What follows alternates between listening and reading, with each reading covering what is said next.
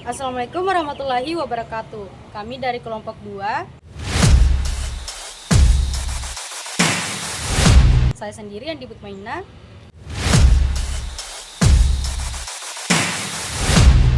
Dan saya sendiri Suli Setiariana.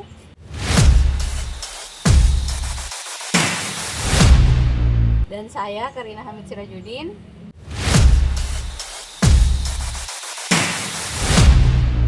Di video kali ini kami akan membahas tentang bagaimana cara memaksimalkan keuntungan pada keempat struktur pasar dalam bentuk grafik Dan menjelaskan mengenai kelemahan dan kelebihan pada setiap pasar dalam struktur tersebut. Video ini untuk memenuhi tugas mata kuliah Ekonomi Mikro.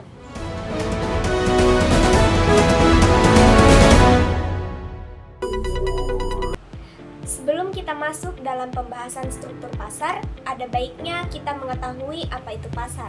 Pasar adalah suatu tempat atau proses interaksi antara permintaan atau pembeli dan penawaran atau penjual dari suatu barang atau jasa tertentu, sehingga akhirnya dapat menetapkan harga keseimbangan atau harga pasar dan jumlah yang diperdagangkan.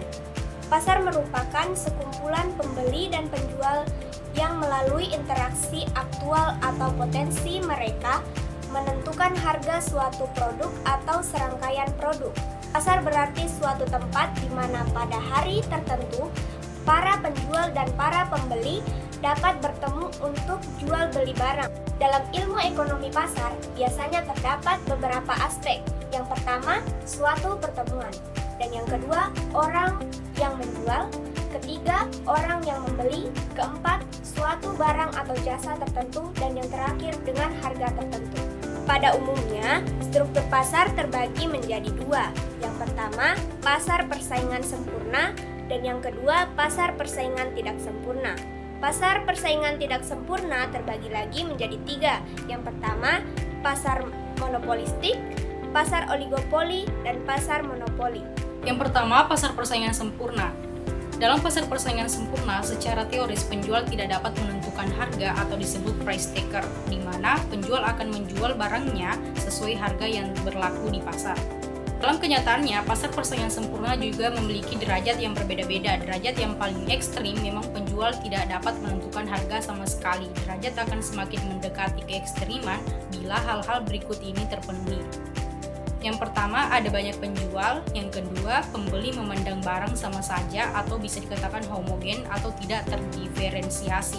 Dan ketiga, ada kelebihan kapasitas produksi. Contoh pasar persaingan sempurna di negara Indonesia adalah pasar beras, pasar buah dan sayur, ada bursa efek atau pasar modal, pertokoan minyak, wangi atau parfum, pertokoan baju atau pakaian batik, dan pasar hasil perikanan.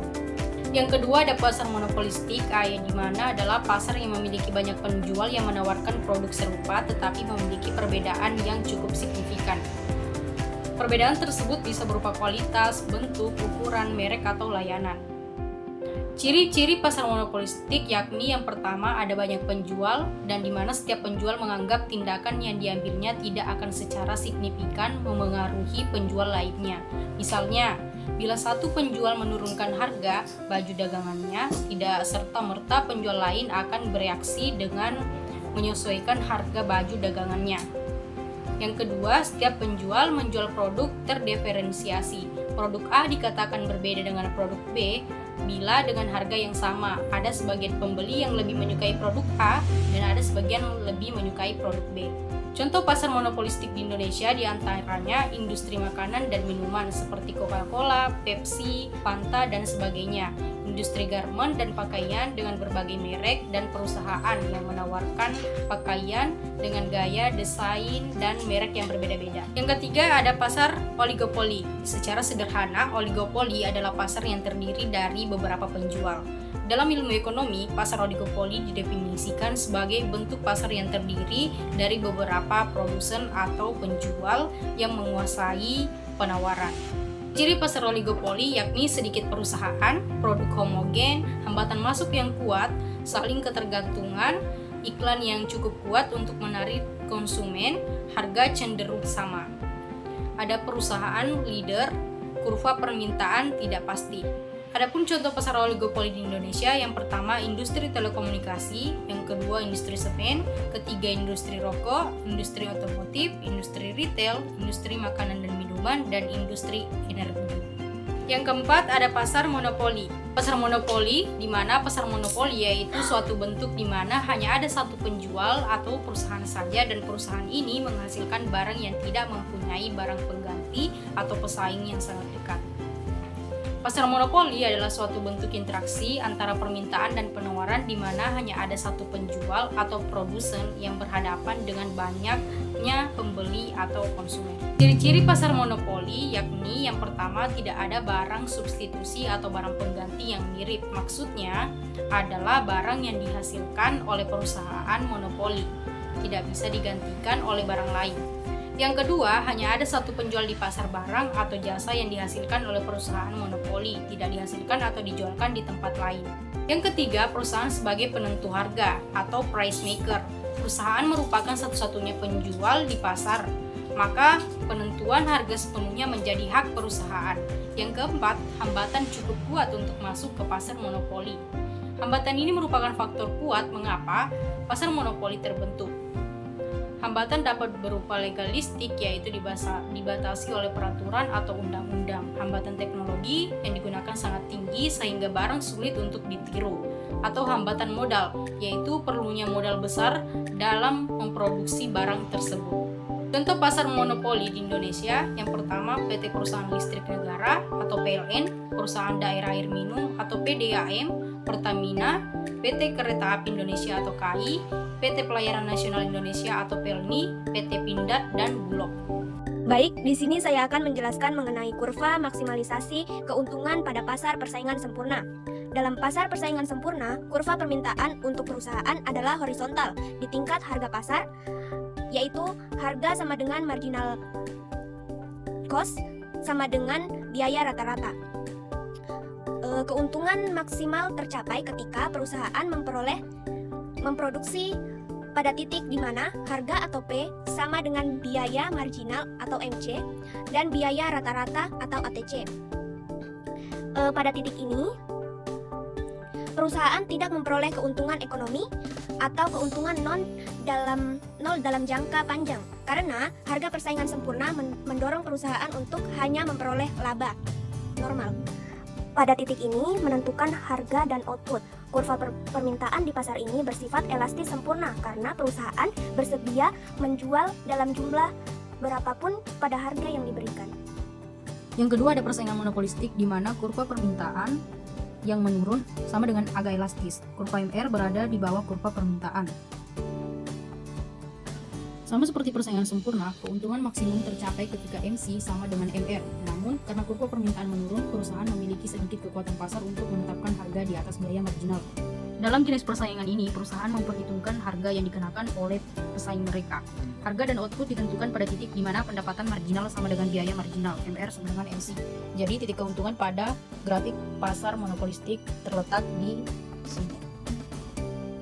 Baik, selanjutnya ada kurva pasar oligopoli, di mana bentuk kurva permintaan dan MR tergantung pada interaksi antar perusahaan. Bisa berbentuk linear, Kincaid, domain, scar, atau lainnya. Harga dan output ditentukan untuk memastikan laba ketika pendapatan marginal sama dengan biaya marginal, atau MR sama dengan MC. Dari kurva ini, kita mengetahui bahwa pengaruh harga terhadap permintaan di pasar oligopoli saat harga stabil, permintaan elastis. Tetapi saat harga mengalami penurunan, permintaan menjadi inelastis dan sulit dikendalikan. Jadi, titik maksimalisasi keuntungan pada pasar oligopoli ini terletak pada titik yang saya lingkari. Yang terakhir atau yang keempat, ada kurva gambar pasar monopoli. Kurva permintaan atau demand yang menurun. Kurva MR berada di bawah kurva permintaan. Perusahaan monopoli memutuskan harga dan bahkan melakukan diskriminasi harga. Harga dan output ditentukan ketika pendapatan marginal sama dengan biaya marginal atau MR sama dengan MC. Jadi, titik maksimalisasi keuntungan pada pasar monopoli terletak pada titik yang saya lingkari ini. Selanjutnya, saya akan melanjutkan pembahasan di mana setiap struktur pasar tidak terlepas dari kelebihan dan kelemahan. Pertama adalah pasar persaingan sempurna, yang mempunyai kelebihan diantaranya efisiensi alokatif adalah sumber daya digunakan secara optimal sehingga barang atau jasa diproduksi sesuai kebutuhan konsumen. Kedua, harga yang kompetitif. Harga ditentukan oleh mekanisme pasar sehingga biasanya rendah dan stabil. Ketiga, transparansi informasi, di mana konsumen dan produsen memiliki informasi yang sama tentang pasar tersebut. Keempat, tidak ada hambatan masuk, di mana siapa saja boleh masuk untuk menjual dan membeli produk tersebut.